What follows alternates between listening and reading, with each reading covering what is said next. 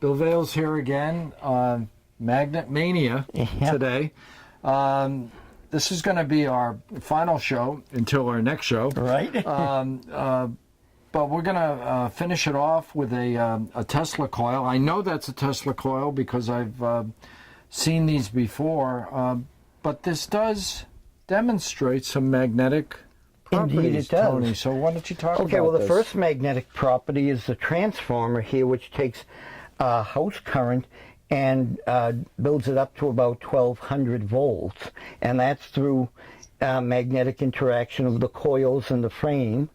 And once it goes through a doubler, the capacitors store the energy, and it goes into these coils. So these coils here take the voltage, which is now raised somewhat, and they're giving that energy into this middle coil, which is much finer wire. So it's through pure electromagnetic induction. Yeah, because these aren't connected or no, they're not physically connected in any sense. Nope. So the energy is radiating through, going up here, being built up, and then discharges here.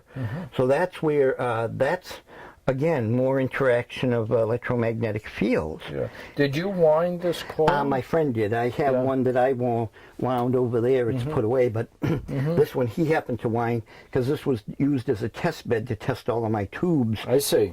I see. And do you know how many windings? I think there's about 1,800. 1,800. It's pretty fine wire, yeah. And his plan was to get to use a smaller coil form, but with the finer wire, and you still get the same, voltage buildup that you want. Okay. Now what's this? Okay, that's a toroid.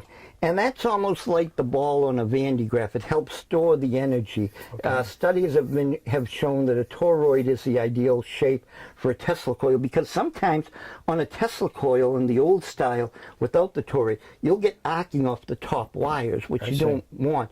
This sort of, sucks it all in and then lets it build up, and then this is a release point. So that's how that is done. And this one, instead of using a spark gap, I have to get over here just to turn it on, it uses a big power tube, the 833A power tube.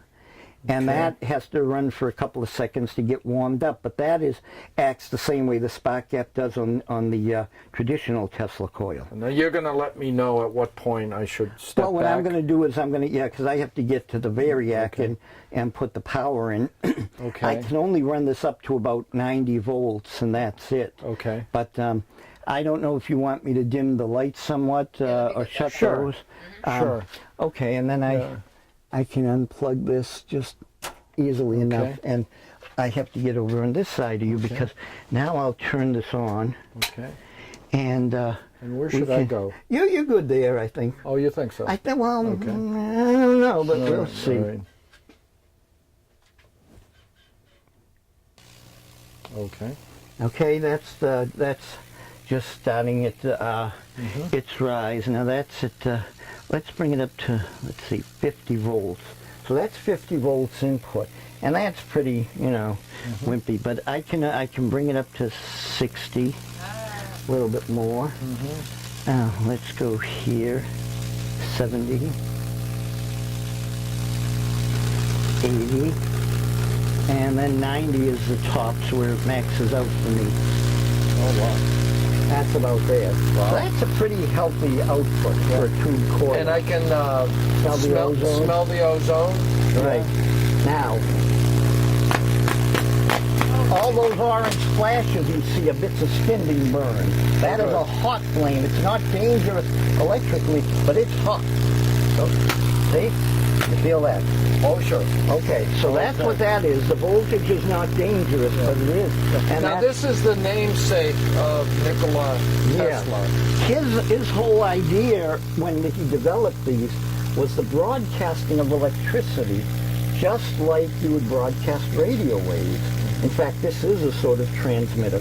And he wanted to do it without wires. And J.P. Morgan was financing him until he found out what his plan was, to broadcast electricity everywhere. And one of the beam counters in his organization said, well, JP, if you broadcast electricity everywhere, where do you put the meter? Immediately funding stopped, canceled everything. because he was the ultimate capitalist, and you know, Tesla wanted to do stuff like that to benefit mankind, and no one knows if it would have worked. There's a lot of limiting factors, but Tesla, in his mind, could have said he could overcome them. Could he? Nobody knows, because it never got to be seen.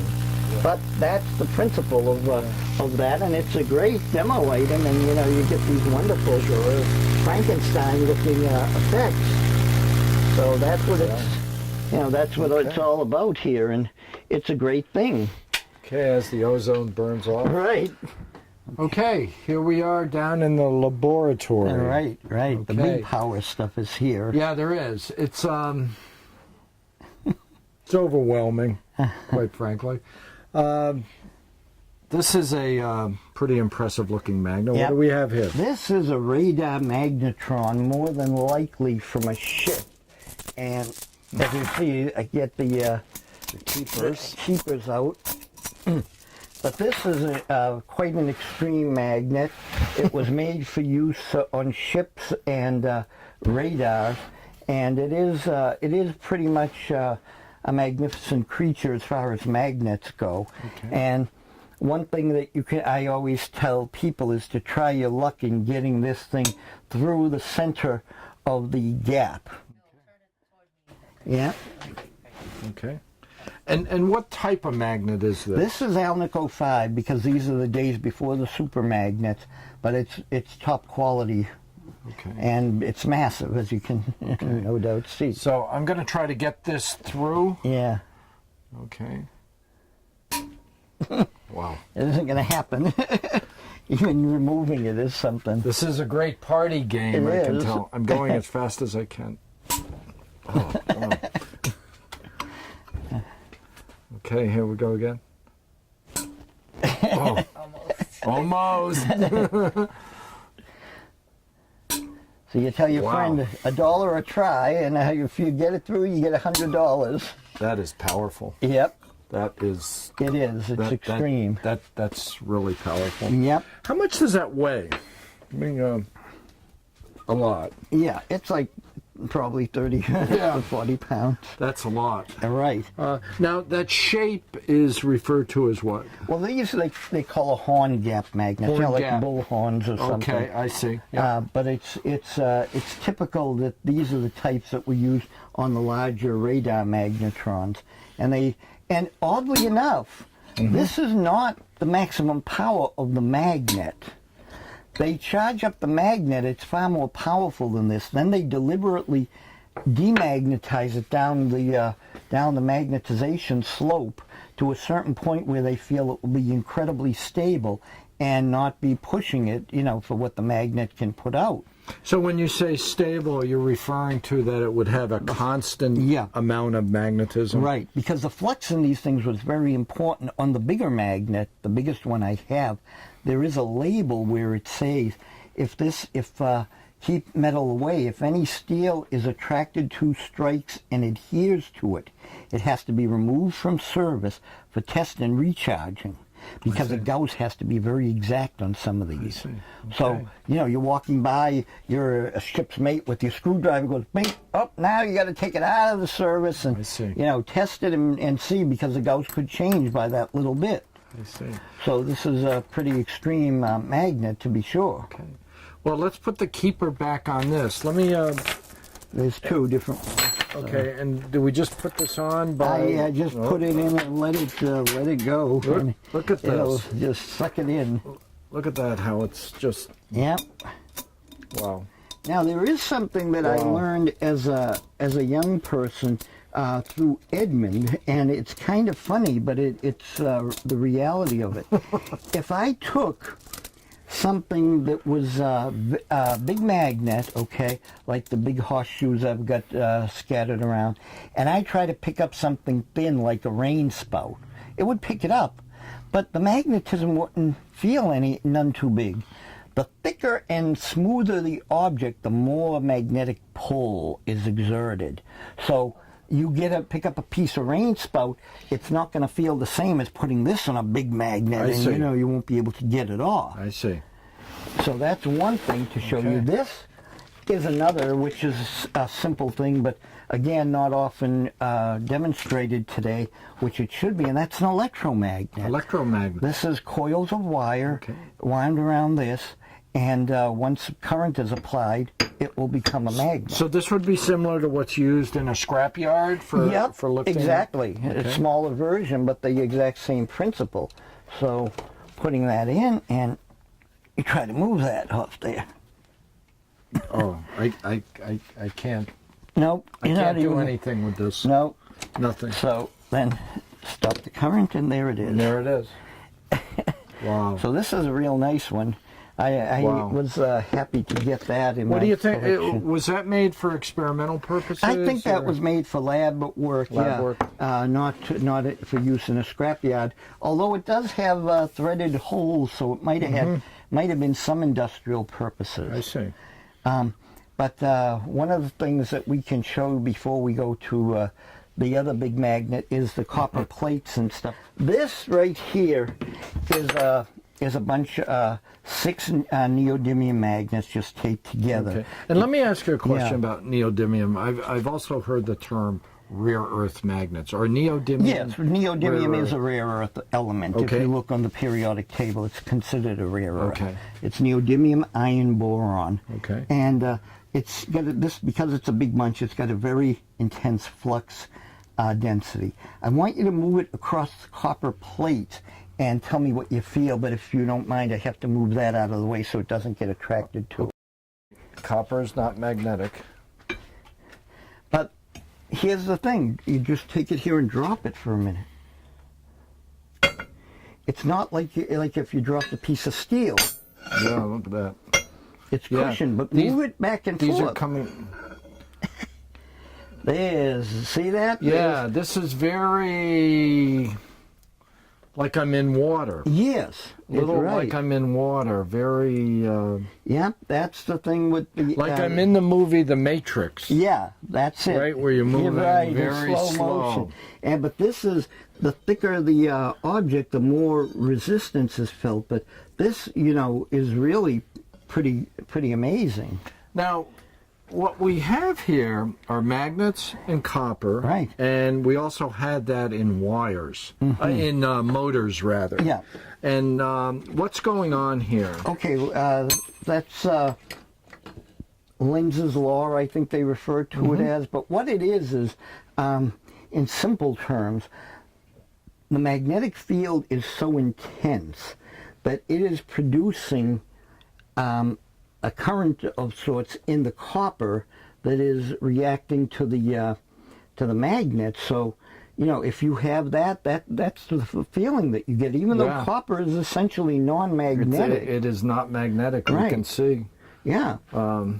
That is. I could do It's that for cool. hours. Yep. It's really cool. It is. And that's what I was going to do, and put the other bigger magnet up here and let you just swing the copper through the gap of the big magnet over there, and you will feel the drag in that case. This is another horn magnet. Right, another horn gap magnetron one. But as you put stuff like this through it or swing it through, you would feel very definite. This one I think works best for that because the weight of this doesn't. This is really, really pretty weird. Yeah, but you can swing this one, and you'll see that it feels like you're going through water. Oh, it sure does. See the that? drag. Yep. Yeah. You could probably, if this could be hinged Yes, up if here. it could be right. That's exactly right. And Yep. shown this way. Yeah, that would be a great physics demo to do it that way. And the thing is that Wow. if you did it continuously, it would probably heat the copper ever so slightly. I see. But it is a real phenomena. It sure And is. the other thing. Now, I do know that there's some other ways of demoing that property. Oh yeah, and we're going to do one here. And I can tell that you're poised Yeah. and ready to do that. Oh with yeah. This is a very, very heavy copper pipe, as you'll note. I went to the plumbing place and asked for the thickest copper pipe they had, and it was woefully thin. We found these in the scrapyard in Virginia, and I asked the guy, I says, are these from big steam boilers? And he says, no. He says, those use cast iron. This is from a substation. Yeah, that was actually a conductor. Wow. And so I got some neodymium super magnets again that were close to the size of that. I will hold this up while you drop it and have one hand underneath. Okay, so this is steel, regular steel. Which is magnetic. Well, which is non-magnetic, just a steel ball, right. Just a steel ball. Yep. You can see here. Yep. And there it comes under the force of gravity. Right. Pretty quick. One more time. There we go. Okay. Now, as we said, I have neodymium magnets here, super magnets as they're called. Not magnetic, copper. But I'll let you do the honors of dropping it. Okay, so here we go. These have some heft to them. And I'm going to drop this down.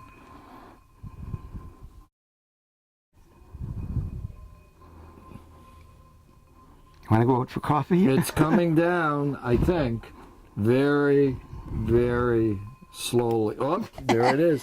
And one more time, because if I drop it from high enough, I think you're going to be able to see it goes down very slowly. Yeah. Watch this now. Look at that. And it's not dragging and it's not magnetic, and it's just going down. Just sort of floating in there. Right. And there it is. And now they actually utilize this principle in Six Flags. They have this big tower where a ring of cars goes up, okay? And then they tip forward and it drops you. But they said the worst case scenario, lightning strikes the tower, kills the power, breaks the cable, you won't go crashing because they have the ring, big magnets down at the bottom, and the ring that the cars are on is copper. So you'll start to plummet, and then the eddy currents will kick in and just slowly lower you to the ground. And that's safely. what the phenomena is, what's called eddy currents. Yeah, eddy currents. And I feel here when you can, just like you did with the magnet on the plate. I feel that, yep, you know, kind of wonkiness. Sure, right, yeah. Very, very interesting. Not magnetic. Right. Very interesting. And you just let them go about halfway down and then stop. But this is that's one of the fun things. Now another thing here that we were talking about before is creating electricity, and we're going to do that here in a small way. Okay. And the way to do that, let's see. This is going to have to be watched real carefully. Now you notice we go back and forth here Right. with the concepts of electromagnetic, electricity, the relationship between electricity and magnetism. And that's the same thing here. Now, you have a coil of wire, as I said. Okay, coil of wire. And if you have the magnet, and the magnet, whoa, this other thing is too close. But if you have, no, that's okay now. If you have that it's only sitting, it's only attracted the whole work sitting done. here, it does nothing. But you know, if I had this up here like this, and you put your hand under there to grab this. Okay. Okay. So Slightly blinded. right, that's a good one. But that was a good one. That was just making electricity. Making electricity from the combination of a magnet moving in a coil of wire. Moving in a coil of wire. And it could either be a coil of wire moving over a stationary magnet. Right. Yep. And these things here are one of the best demos that I used to right do now, but yeah, I used to do this for school kids, and they used to love it. You know, when I'd show them these, it's the same principle. And all these, I had hundreds of flash bulbs that I bought years ago, and have them there. And this is another one, slightly. Okay, that may be a bad one, so I'll have to try another one. But I'm prepared for this one now. I wasn't. See that? Nice. I'm not completely prepared. Yeah. Well, you never are 100%, but see, that's you're making a little tiny bit of current enough to pop the flash bulbs. You know, and again, Tony, these demonstrations really bring some concepts to reality. Well, that's what it's they all really about. do. You know, you're trying to show, you know, the reality of this stuff. You say, well, magnets moving in a coil of wire, or vice versa, and you say, well, okay, here, I'll prove it. I'll make electricity by, you know, and show you. Okay, so what I'm doing is, this is an old-fashioned flash lamp, and what I'm doing is I've got it screwed into the base, and I'm connecting here a coil of wire. So this coil of wire, Okay. you know, very fine, many turns. Yep. And what we're going to do is pass. These are two rather large super magnets in this rubber holder, and put them through. And if it's real slow, it's not going to do anything. I see. But when I pull it out fast, it's going to. There it is. Okay. It made it go. So. Demonstrating. That you've made a little current enough made to some pop current. the little flash bulb. So that's kind of a great thing. The kids in schools used to love seeing that, you know, because it was just something that you don't see that often. And they're saying, well, how does it work? And then you can explain it to them because they're interested now. They've seen something novel. So that's that. And as These floaters will go away eventually. and a couple of days, for me, yeah. I think. Okay. Give it a week or 10 days. But yeah, so it's a lot of fun to show this stuff in real life to anyone who will who's willing to listen and take take away a little something for it. Now I do have one more magnet to show you, which we'll have to do on that side. But what we'll do is let's talk about that magnet Okay, first, sure. and then we'll. All right. I know I've seen this before, and we're going to take some pictures Yeah. of it. How much does that magnet weigh? Somewhere over 200 pounds. 200 it's on pounds. wheels. I know yeah. it's on wheels, on a dolly. Yeah. And where did that come from? That came from Jack's surplus place. It was a Navy Magnetron magnet. I see. So it was in a radar on probably shipboard, and it's incredibly big and huge. And I said, well, I'll probably never see something like that again. So I bit the bullet and bought it from him, and the price was right. You've got a lot of magnetic power. Forces going on here. Have you ever lost a device, or has a plane come down? No, I think planes used to avoid my house. Well, that's the end to this show on magnets, and it's also the end to our 4-part series on magnets. We thank you very much for tuning in to watch us. We hope you found the shows entertaining and informative.